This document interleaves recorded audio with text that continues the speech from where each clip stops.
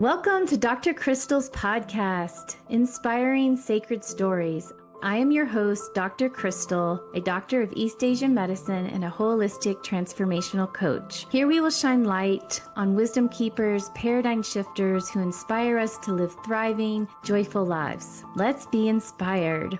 Although I am a doctor of East Asian medicine, this podcast is for educational and inspirational purposes only.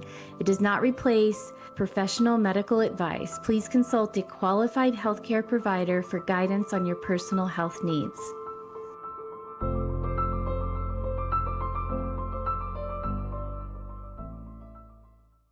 Thank you for joining the Dr. Krystal Podcast, Inspiring Sacred Stories. We are family here. All are welcome.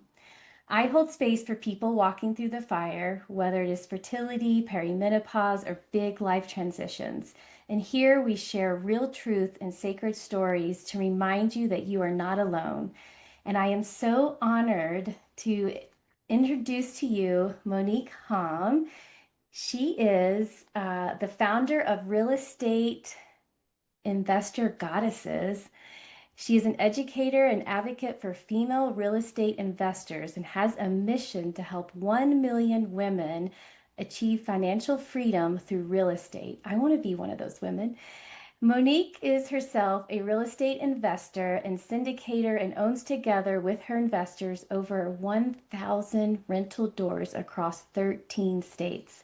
She is also a #1 bestseller author, TEDx speaker, podcast host, real estate strategy mentor, wife, and mother of 3 amazing children. She's expanding her work through 2 awesome, amazing projects, a show, The Fun and Bliss Show. I can't wait to hear about that, and her upcoming book, Fun is the Way.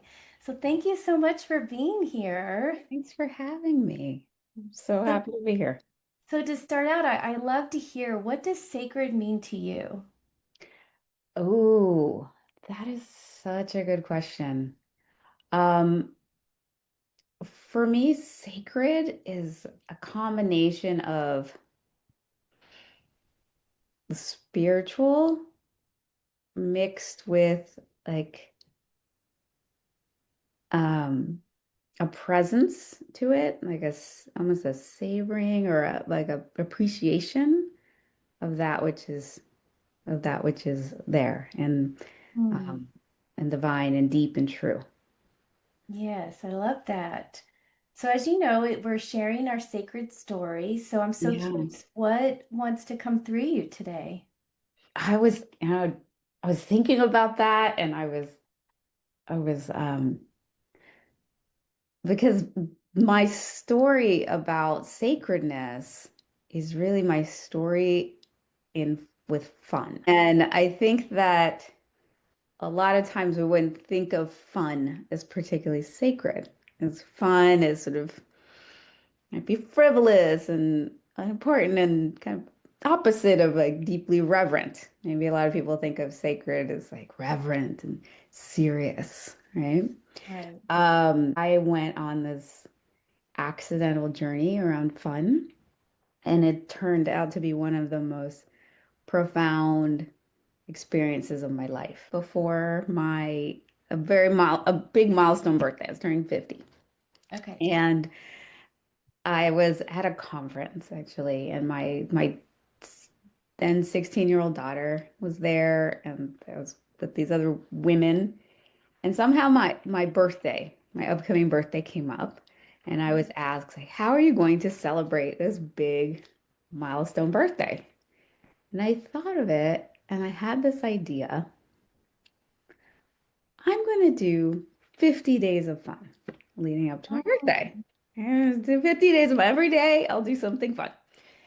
And I'll post it on Facebook and it'll be fun, right? Like, it was just, that was it. I didn't think it was anything serious, anything deep, anything particularly meaningful. Just about like that. I felt like a good way to celebrate this milestone.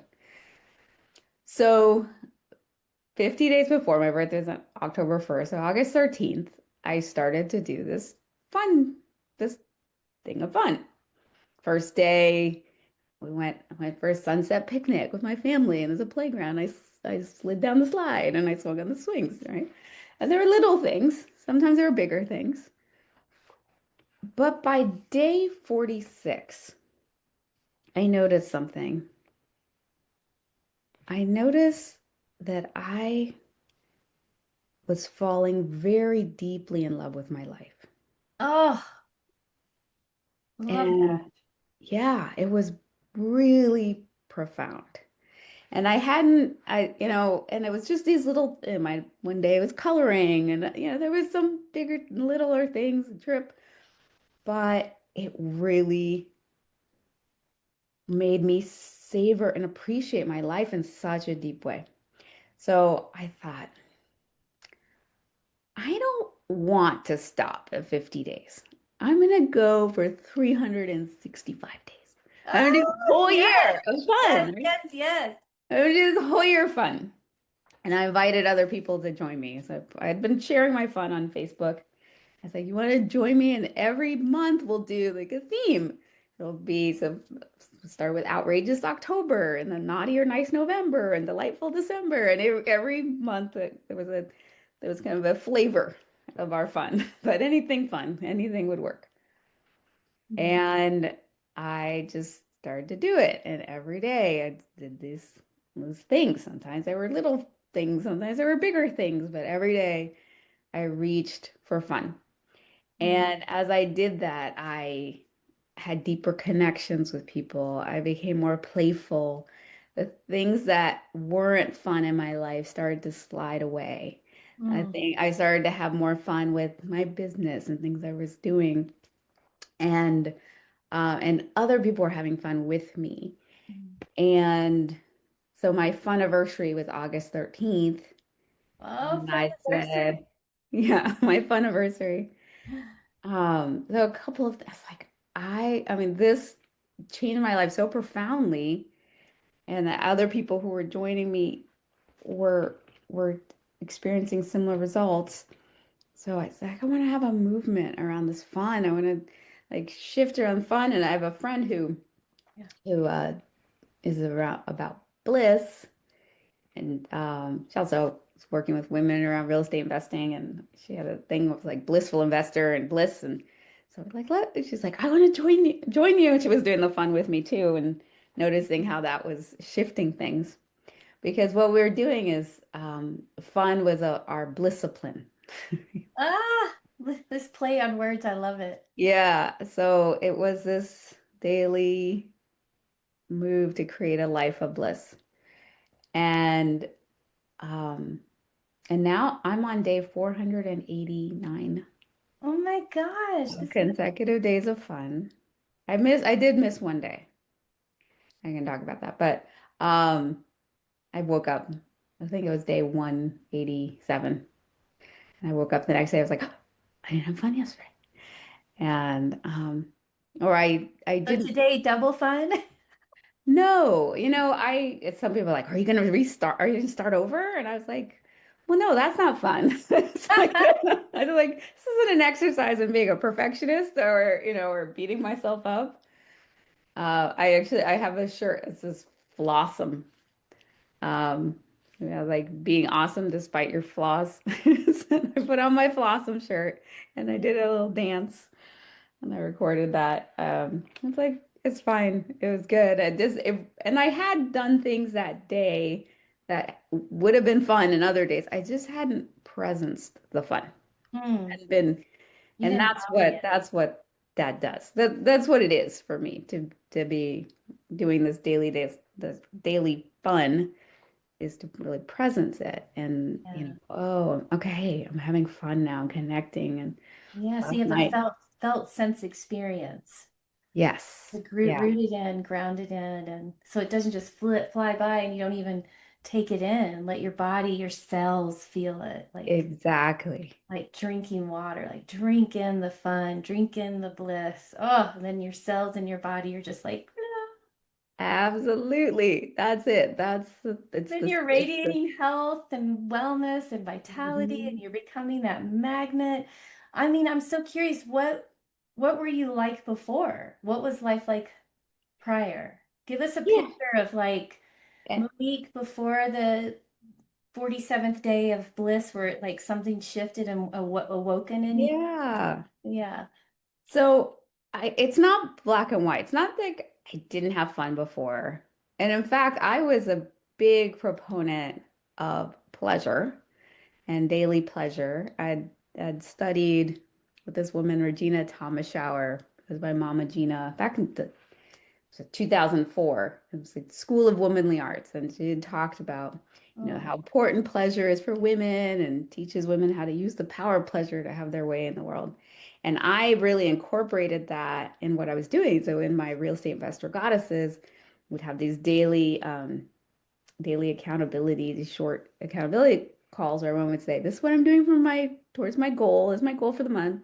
This is the action step I'm taking towards my goal. This is the action step I'm taking towards pleasure, for pleasure Oh, today." okay. So Yeah. every day there was pleasure. So it's not, I had a life that was filled with pleasure. Um, and so it wasn't that I didn't have that, but there's something different about fun. Mm. And because there are a couple of books. I'm starting a new podcast. I just interviewed this guy, Dr. Mike Rucker, who wrote a book called The Fun Habit, which was basically about what I was doing. I think it came out last year, and I found it after. And as we're doing this podcast, I'm looking for people. I was like, oh my gosh! And it's basically the science of why the fun makes such a, why it's so powerful.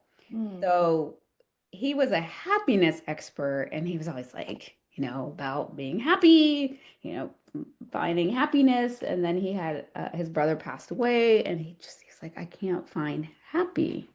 Mm. And but he was able to have to put fun in Mm. and find some fun. And what he realized was that in a way, if you try to go after happiness, it can fly away. You can't like chase happiness, it goes away. But fun is happiness in practice.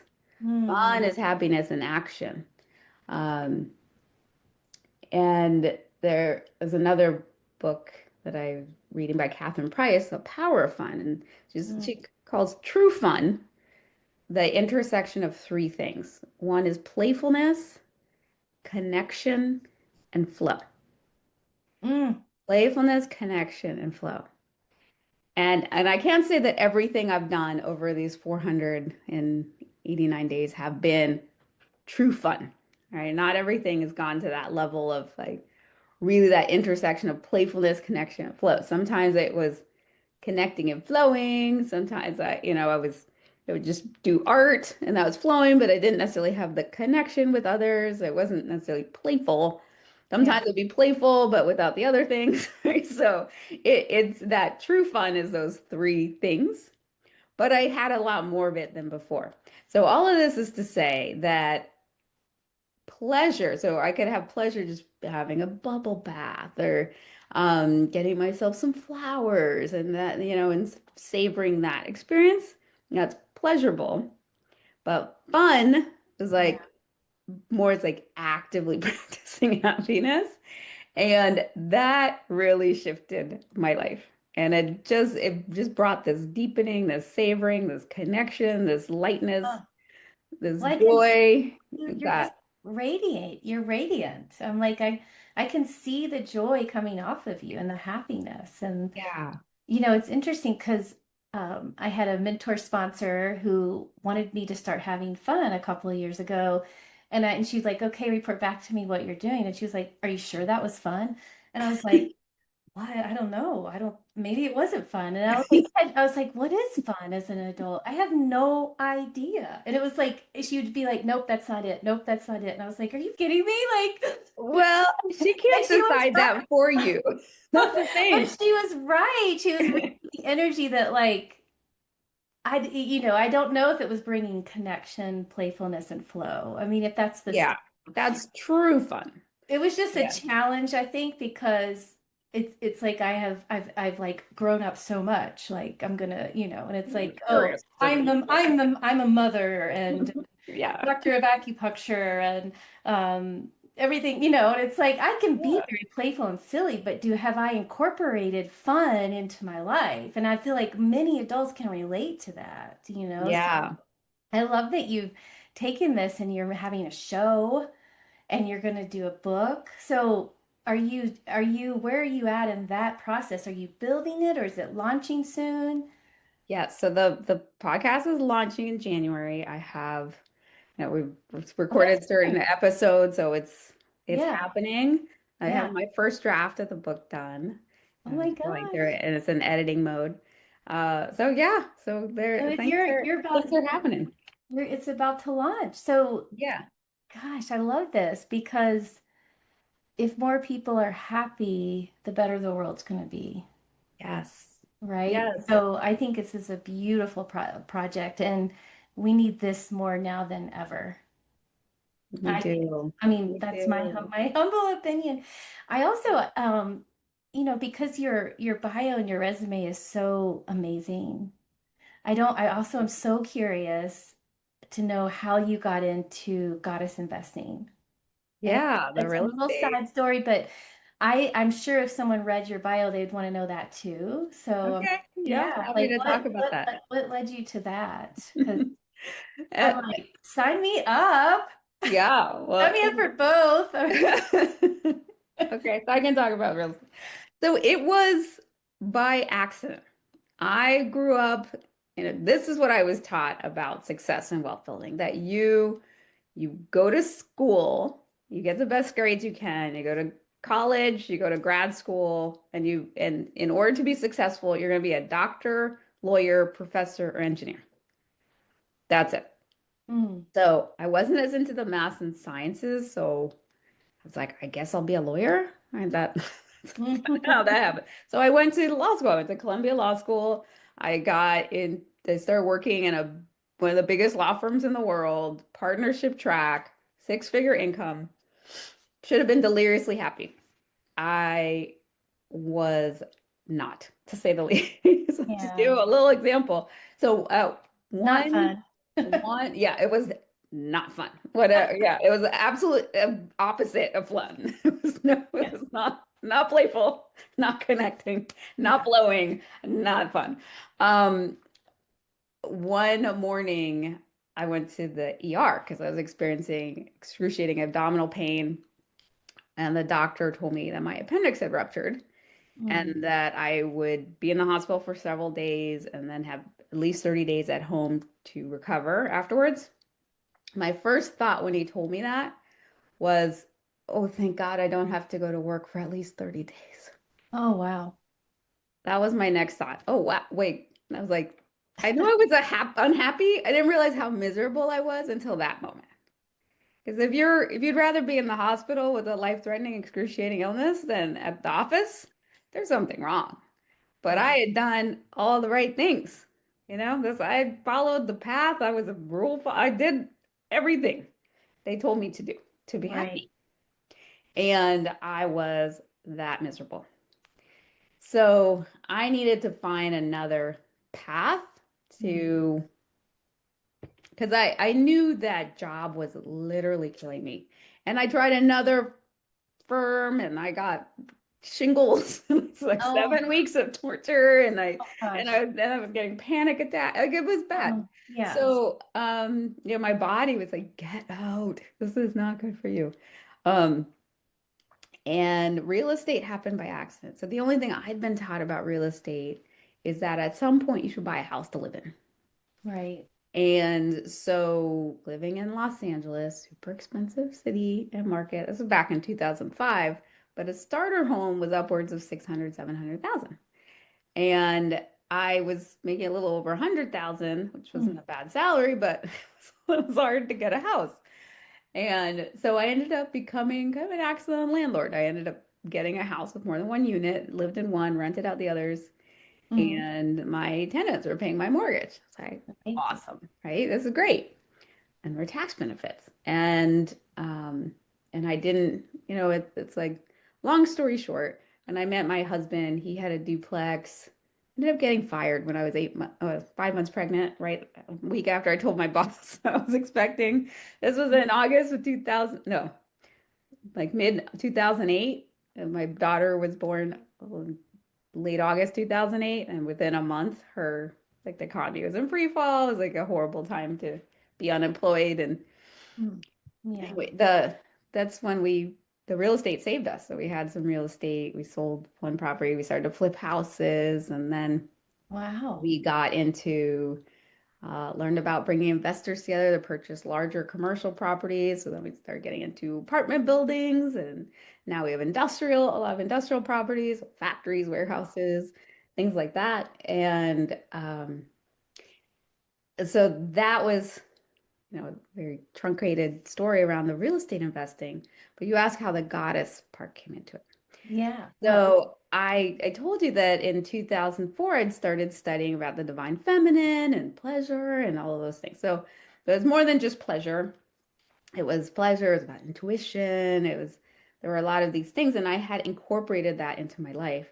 And then also just throughout the years, different um, personal and professional development trainings. I'm a personal professional development junkie. I'm always Mhm. learning, but I was Yeah. also Yeah. Me over too. the time I became a Reiki master. I was an angel intuitive. I like the Oh, so I did a lot of this. On the one hand, I'm very practical in the left brain and can do the numbers. On the other side, I have this like woo woo and play with the quantum and all of that thing, right? yes. And so when I started to get into the bigger deals, right, the apartment buildings, I learned, wow, you could bring a group of investors together. You get a 100 or 200 unit apartment building. You could do like this is something that normal people could do. And I started to do that. I go to these conferences, and there would be no women. Oh, yeah. I joined this high-end mastermind. It was 19 men and me. Oh, gosh. And I was at You're a this badass. yeah, I was at this conference that had about 120 people, six women in the audience. And I was that next morning, it's a 2-day conference. So the morning of the second day, I was on the elliptical, just thinking about that. And it came as this divine download. I love those. Bring women into this room. Mm, So after getting fired and before I started Real Estate Investor Goddesses, I got a coaching certification. And somehow I became an abundance coach for women. So I was already working with women around yeah. money, bringing that in, shifting their relationship around money. And then as I was in this room, it's like, this is how wealth is created. Like 90% of millionaires become so through real estate. Wow. It's for millennia. This has been the way that wealth has been passed down and transferred through generations. Yeah. Even with the dawn of AI, right? And all these things, all these jobs are going to go away. You know what's not going to go away? Our need to have a roof over our heads. Right. What's not going to go away is like land to walk on and to grow food to do like Yeah. that. That AI cannot replace the real property, right? Right. And so we always will have this need for that. And so it's like women need to come. That we have this horrible gender wealth gap. So we Yeah. talk about the gender income gap, right? So for every dollar that a man makes, I think now a woman makes 82 cents. They don't talk so much about the wealth gap, which is the net worth gap, right? So for every dollar of net worth that a single man has, a single woman has 32 cents. Wow. And it gets worse when you talk about race. So guess how much for every dollar of net worth that a single white man has, how much a single black or Latina woman has? Can you guess? I don't know. You said 32 cents for a woman. So is it 15 cents per, like, I don't know. It's less than 1 penny. Oh my gosh. So what you're Yeah. doing is even more important. Yeah, it's really important It's, because when women have more, just a little bit more, this isn't even like when they're billionaires, but when a woman has a little bit more, she will give back. She'll give yes. back to her family. She'll give back to her community. She gives back to the world. They've Hmm. shown this in you give money, like they'll do these microloans to third world countries, and they give it to the men. and this is a sad part about society in general, but they tend to spend it on alcohol, cigarettes, or prostitutes. When they give it to women, they will put it into educating their kids. They Mm. will hire their friends and neighbors. They will take care of their men. They Yes. transform their communities. Yeah. So you are physically empowered. So for me, helping women Yes. is my way of helping everyone. Yeah. It's my shortcut to help the That's world. that's your mission. Help a million women. Create financial freedom through real estate investing because I Oh, know that doesn't stop at that woman. yeah. It's a domino effect. Yeah. Yes, it touches generations. Oh, I am so inspired by you and so touched. And oh my gosh. And then to add in the fun and these new projects that you're launching. So not only are you going to help women be wealthy so that the world is better, but to do it and have fun. I want it to be fun. I want fun with finances. People take money so seriously. It's like this process can be fun. Oh And gosh. if it's not fun, it's probably not right. So Yeah. it's like, how can we add more fun into all of it? Yes. Oh, you're such an inspiration. Before we wrap up, is there a sacred practice that you would like to share with people? Yeah, I mean, it's the discipline of fun. Yes. I mean, it is sacred. It sounds frivolous. Like a lot of people are like, no, it's not, I can't. It's no, I'm like you were saying, I'm a mother, I'm a doctor, right? Like no, I can't. Right? It's like, no, I'm too serious for that. It's like, no, it's too serious not to do it. Yes. It's so transformational. It's so, I was listening today to James Clear. He wrote Atomic Habits, which is Mm. a really powerful book. Your life is as good as your habits. Like it really makes all the difference. And he was asked, this was an interview, he said, what would you change about the book? He's like, I wouldn't change anything. I would add something. And Mm. he's like, what I would add is I would say for every habit, how can I make this fun? Yes. How can you make it fun and easy? He said, how can you make it fun? This is what Yeah. I was just listening to this today. So it's like, Wow. whatever you're doing, just ask yourself, how can I make this fun? How can I have a little bit of fun every single day? Doesn't sound like that serious, but it is so transformational. It Yeah. is a sacred process that I hope ever practice. It is a discipline. The discipline of fun will make your bliss your lifestyle.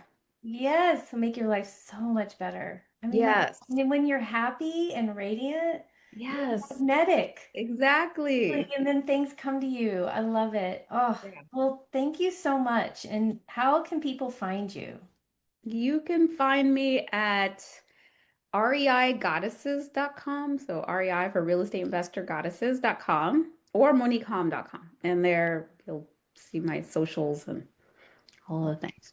Okay, great. Well, we're excited to see your new book and your new project and everything. So stay tuned for that. Thank you all for joining us today. And until next time, remember your healing is sacred and you are not alone. Thank you for joining me on Dr. Krystal's podcast, Inspiring Sacred Stories. If today's episode lifted you up, I'd love if you shared it with a friend, subscribe, leave a comment. It helps more people discover these stories of light and transformation. And if you'd like to work with me more closely, head over to www.drkrystalkinnunen.com. And as a thank you for listening to the show, you'll receive $20 off your first session. Details are also in the show notes. Remember, in this time of rapid change and transformation, you are not alone. You are part of a greater shift, and your inspired life matters. Until next time, let's be inspired.